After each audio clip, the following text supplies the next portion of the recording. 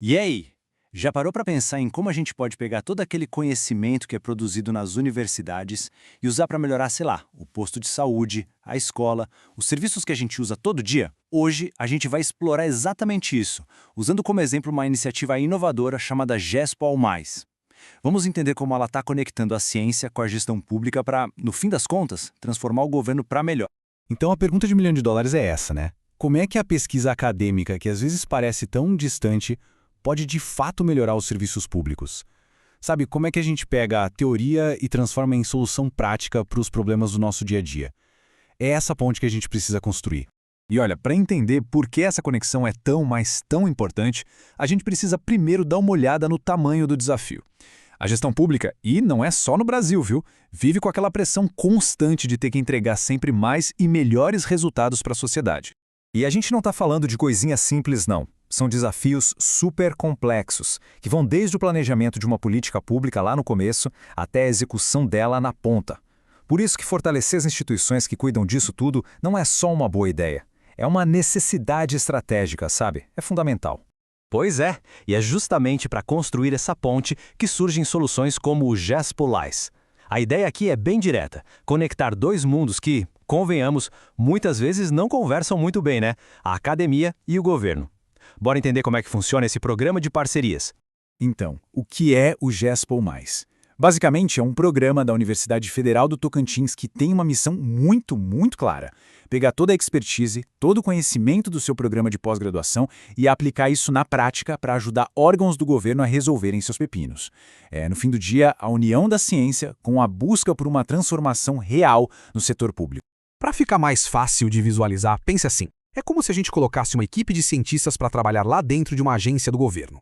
Em vez de ficarem só observando de longe, escrevendo artigos, eles estão lá, no dia a dia, ajudando a resolver problemas estratégicos em tempo real. Mão na massa mesmo. Tá, a ideia é incrível, né? Mas como isso funciona na prática? Porque não adianta ter uma boa ideia se a execução não for boa. E o processo aqui é bem estruturado. Vamos dar uma olhada no passo a passo, desde a chamada pública inicial até a coisa acontecer de verdade. Olha só como funciona. Tudo começa com uma chamada pública nacional. As instituições interessadas mandam suas propostas e aí elas são selecionadas por mérito técnico. As escolhidas recebem vagas de mestrado e doutorado que vão ser dedicadas a projetos estratégicos dentro da própria instituição. Ou seja, é um caminho super bem definido, da ideia até a execução. E só para a gente ter uma ideia da escala do programa, ele seleciona até 10 instituições federais por vez. A ideia é justamente ter um grupo mais focado, o que permite que o apoio seja, sabe, bem profundo, bem dedicado. Isso ajuda a garantir que a parceria vai gerar resultados concretos para cada uma delas. E o principal recurso que o programa oferece é este aqui. Cada instituição que é selecionada ganha 2 vagas acadêmicas, uma de doutorado e outra de mestrado profissional. E o mais legal, o ponto-chave, é que a pesquisa desses 2 novos profissionais vai ser 100% focada em resolver um desafio estratégico daquela instituição específica.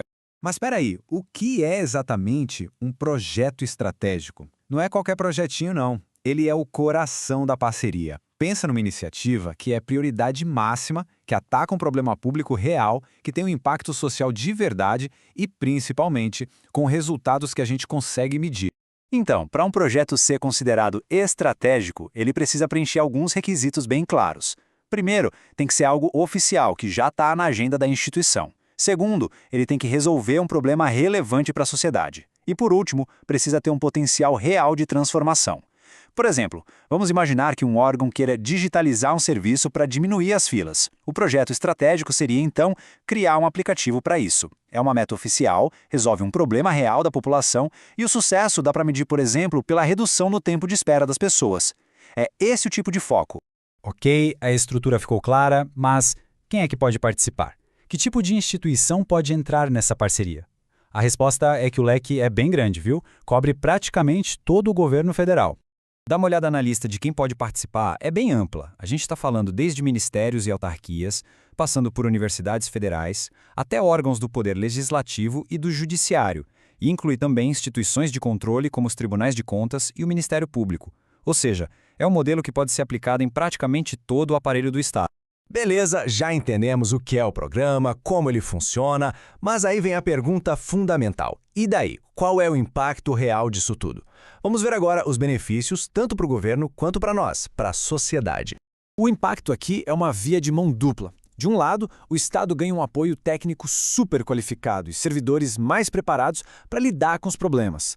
Do outro lado, que é o mais importante, a sociedade ganha. A gente ganha com serviços públicos melhores, com um governo mais eficiente. No fim das contas, tudo isso é sobre fortalecer a nossa democracia. E essa frase aqui resume tudo de forma perfeita.